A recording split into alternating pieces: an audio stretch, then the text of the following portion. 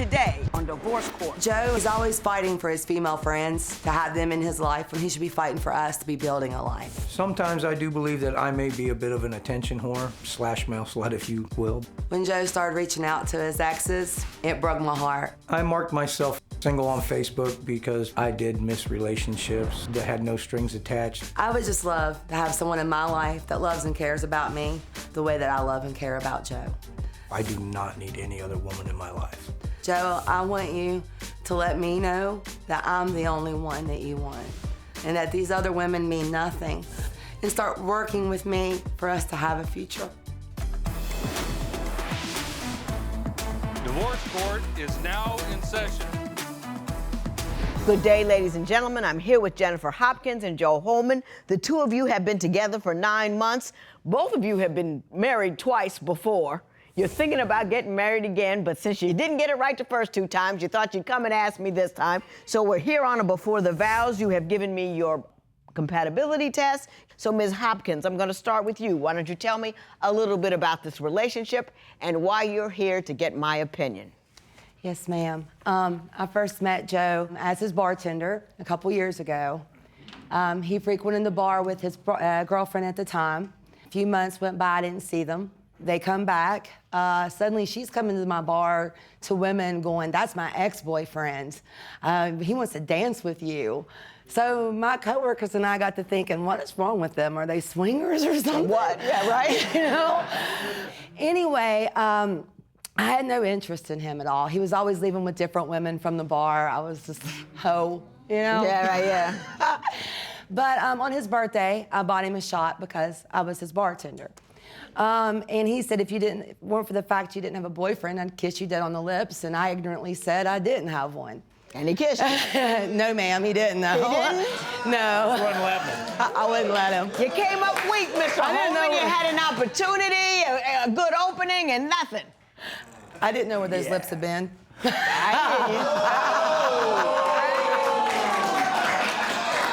Mr. Holman, so far, do you believe I've gotten an accurate story with respect to the manner in which you met? There are 2 sides to every story, but that's pretty accurate. That's yes, pretty ma'am. much it. That's pretty much it. So, Ms. Hopkins, how did things progress? Well, my bar would close on Christmas. So a bunch of us had decided to go to another bar where a friend of mine bartended. And so I invited Joe, since after his birthday, he was always sitting at the bar and talking to me. Well, I got really drunk and things happened. Yeah, alcohol can just make you stupid. It really can. Yes. I mean, it just can. It's too much, and then the next thing you know, so how stupid did you get? Well, this episode's brought to you by Rumplemans. I woke up next to him, so... Now, did that come as a surprise to you, or did you know you were there? I had gotten to where I was pretty fond of him. Okay, all right. But yeah, I would not have slept with him that early or so soon. Mm-hmm.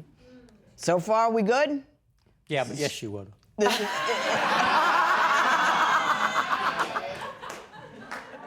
My bad. I brought that on myself. Ms. Hopkins, after the drunken union, what happened? Well, it continued for like a week or maybe 2, and he actually asked me on a date. And I was excited to actually go somewhere with him other than the bedroom. Right. So...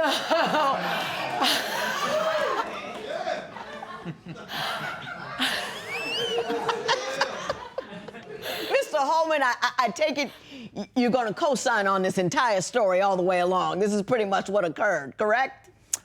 Yes, ma'am. Okay.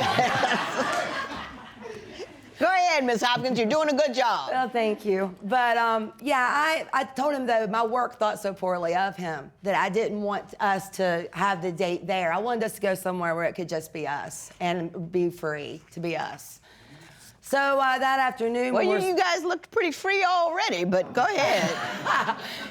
That was behind closed doors. But anyway, we made the plan, and I didn't hear from him all afternoon. So when it got to be late afternoon, I messaged him. He messages me back that he had talked to a girl that's known for sleeping around in our bar, or was my bar. and that she had asked him to come there, and he had said he didn't really feel well, so he doesn't think he was going out for the evening. So seeing as how he'd already been in contact with a hoe and was blowing me off, I just went on and said, well, I'm gonna go somewhere else, you enjoy your evening. So I did go out for drinks, being heartbroken. Well, my DJ got called out, and he's a friend of mine, so he asked me to come to the bar where he was. I get there, and there's Joe with the ex-girlfriend. Okay. Now, Mr. Holman, I take it you have a different version of this story. Yes, ma'am. Well, could you tell it to me, please? I was there with an ex-girlfriend who was at the time dating another friend of mine who was there with us as well. Thank you. You were supposed to be on a date with me. I did start feeling better, and I did end up at the bar with my ex and her boyfriend. Jennifer did come in. This must be a pretty small town. Yeah, pretty much. Yeah, because you exes and all at the same bar. But go ahead. And the O's, I mean, promise you. it sounds like a country song. I heard that, by the way. I kept talking, but I heard you. So keep going, Mr. Holman. We didn't speak a whole lot after that right away. Why would I speak to a man who every night after was coming in with other women? Did you do that, Mr. Holman? Not every night.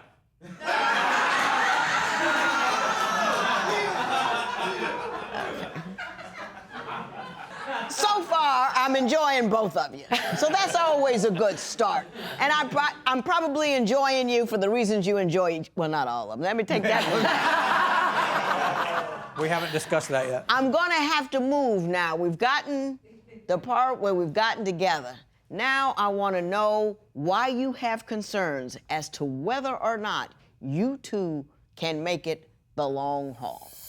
The women that he brought in the bar to upset me were very large-breasted.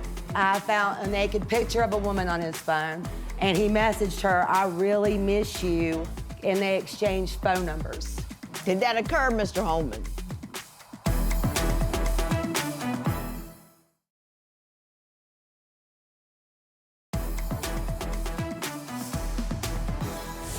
Ms. Hopkins, I understand you have a concern because you don't believe that you're his type. Explain that to me.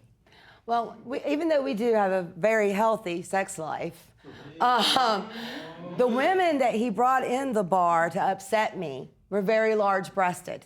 Uh-huh. Yeah, I found a naked picture of a woman on his phone. She got her money's worth. But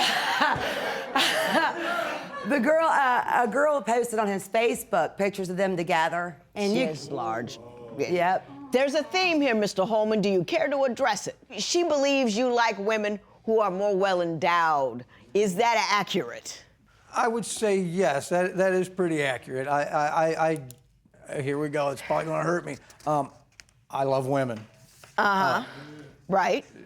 Nothing wrong with it. Big busty ones were my preference, yes. One thing I have to say, we women are hard on ourselves with our bodies. You know what I mean? There's the perfect body image. There's the perfect body image for him. Do you think maybe you're reading too much into it?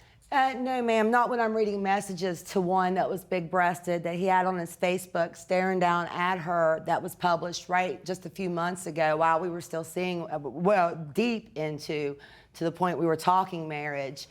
And he messaged her, I really miss you. You really could make me smile. And they exchanged phone numbers. Did that occur, Mr. Holman? Yes, that incident did occur. If I could put up a defense. Please do. We were arguing at the time, and out of pain and hurt, and Anguish. vindictiveness as well, perhaps. You did do posted that. on my Facebook. I should have taken it down. I did not. Do you guys both spend a lot of time on social media with that business? I don't. You do? No, not so much anymore. You learned your lesson? Yeah, I'm some dumb, not plumb dumb. I gotcha. He thinks he's allowed to have all of these girlfriends. He posted another one about our arguments, and she wrote back, he needed to get out of that disgusting situation, that she does love him. Did you do all that, Mr. Holman? Somebody else told me to get out of the disgusting situation, and it was blown out of proportion. I mean, she is my type. Yeah. I love her, and it's Right, her. yeah. Thank you. That social media gets like junior high. You know what I yeah. mean? You get on there and all of a sudden your maturity level just plummets. And you really got to have a handle on that because it's very easy to get into things that you normally wouldn't do at your age. I'm gonna leave it there. After that, I wanna talk about, you have a serious health condition, very concerning to you, but you don't believe that Mr. Holman is supportive of you, and I want to talk about that. Mr. Holman, you got something you want to say? If you were the only girl in the world, and I were the only boy,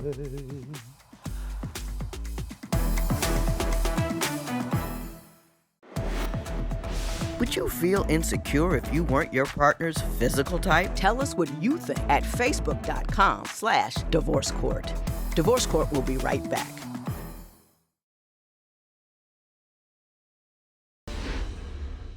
So, Ms. Hopkins, tell me what's going on with you health-wise and what kind of impact it has on both your life and your relationship with Mr. Holman.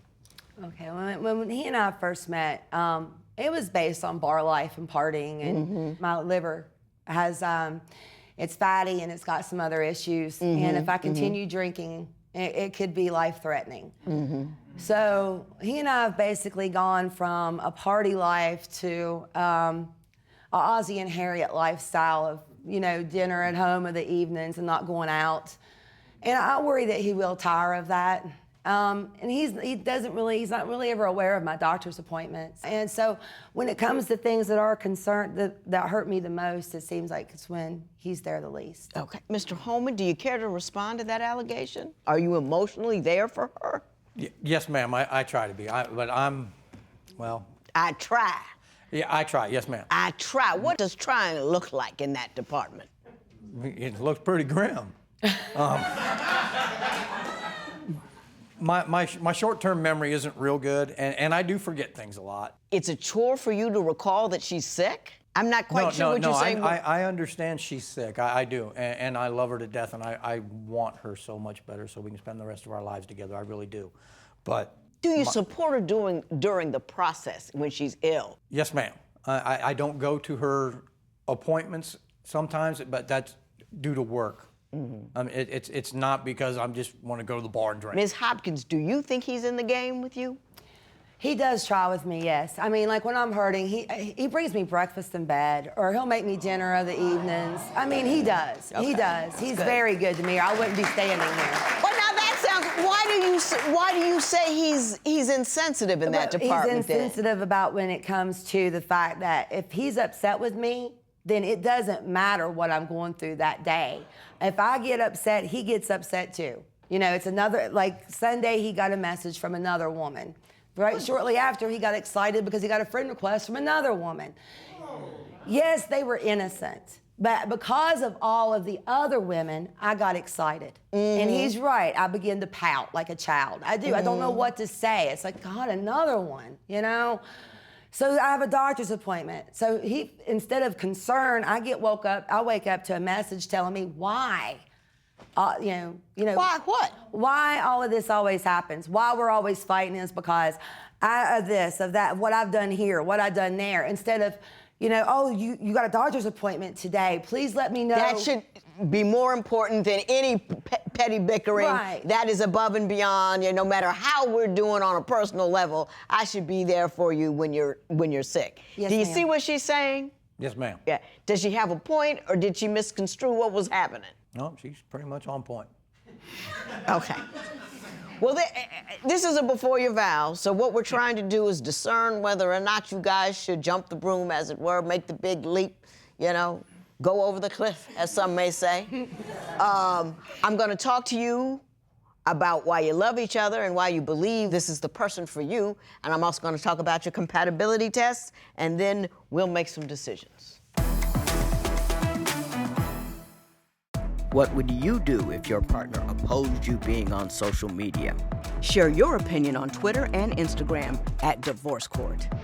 Divorce Court will be right back.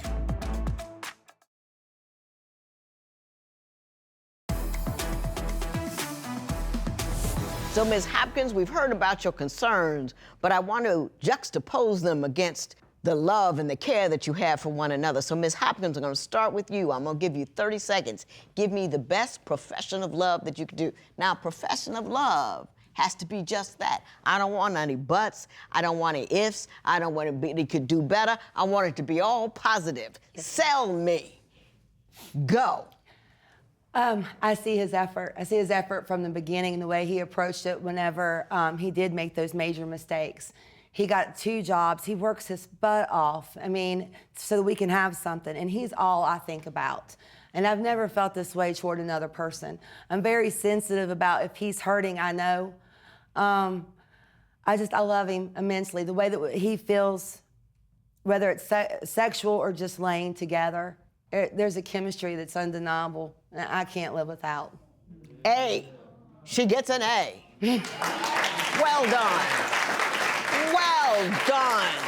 Mr. Holman, we got pressure over here. You're following a shining star.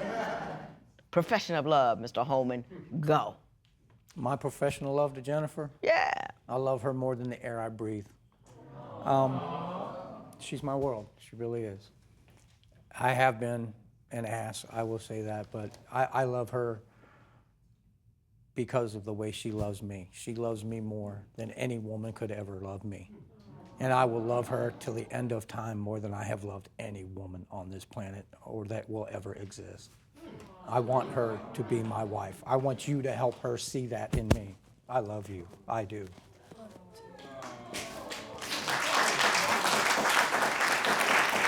I got some love curmudgeon in me, but I'm not gonna go there. I'm gonna leave it lay where it is. It just sometimes guys, when they make a profession of love, they just talk about themselves. I love you more than anything. Don't say anything qualities about the woman. They just say, I love you more than anything. I want you more than anything. I love you because of the way you love me, but never a specific quality about the woman. Maybe that's just a gender thing. I don't know. Mr. Holman, you got something you want to say?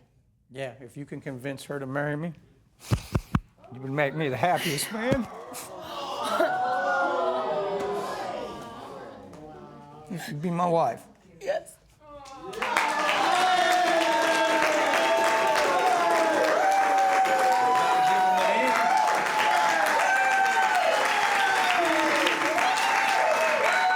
Mr. Holman. Please. I take it. I'm gonna let you. I'm gonna take it back. I mean, you got an A+ then some with that one. Mr. Holman, you got one more thing you want to do? Oh, I can.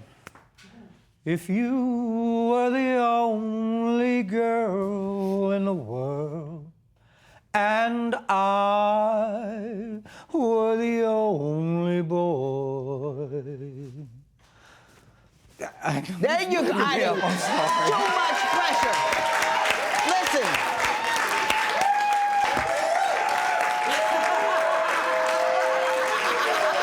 This matter is adjourned.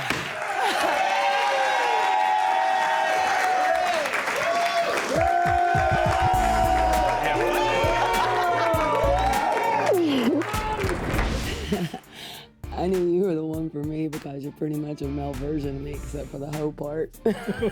Okay. I knew she was the one for me because she put up with me being a hoe, I guess. But she is my split apart. She's You're my my reason. other half.